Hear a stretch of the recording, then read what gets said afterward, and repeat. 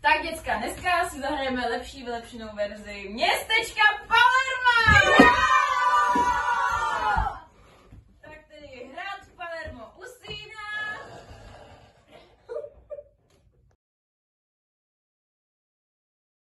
Městečko Palermo se probouzí.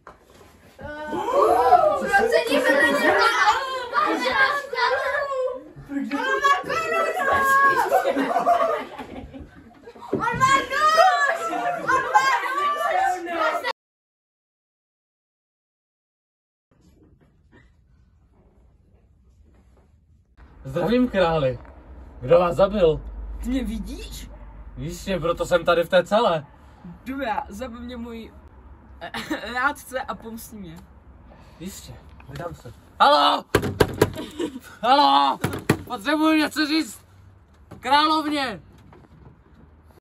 Je mi to vážně líto, ale náš král.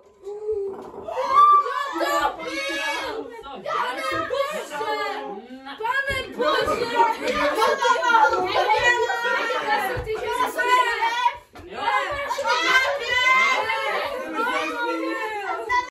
Někoho mám vedu! Koho? Vím, kdo je vrah! Kdo ti to řekl? Pan král! Hej, jak víš, že je mrtvej? No.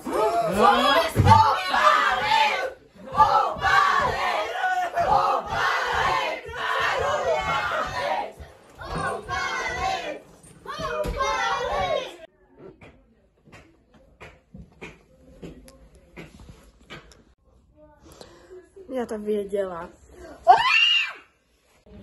Hej Tož, a co ty s tím rádcem jako? No, můj s tím nic neměla, ten je všechno jasné. Víš, co na sobě měl? On měl úplně takovou žlutou hlubu. No to je hrozné. Jako neměl ani Rolex, jak my. Hej, Ale já jsem tady.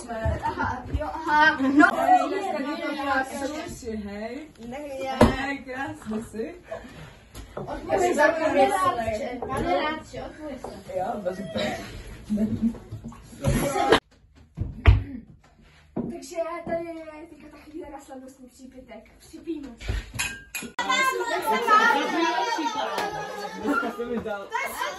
Hej, kuchař tu není, on je mrtvý. Co? On je mrtvý, kdo ho zabil? Byl to on! Co? Upálit! Upálit! Upálit!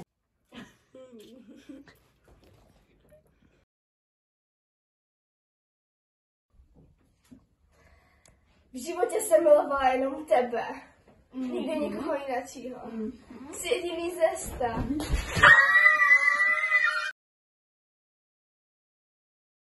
Máte dobrý dneska. Královna je mrtvá! To snad ne! To snad ne! Já si první... Byl to on! On to byl! Popravit! On to byl! Zabít! Zabít to! Zabít to! Jedna věta. Harpanara.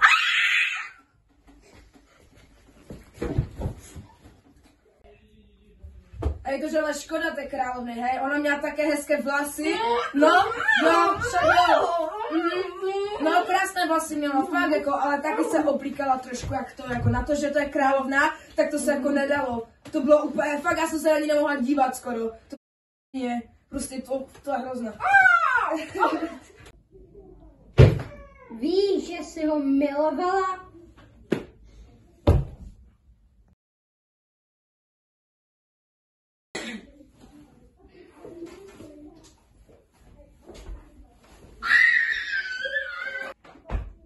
Víš, že jsi ji miloval?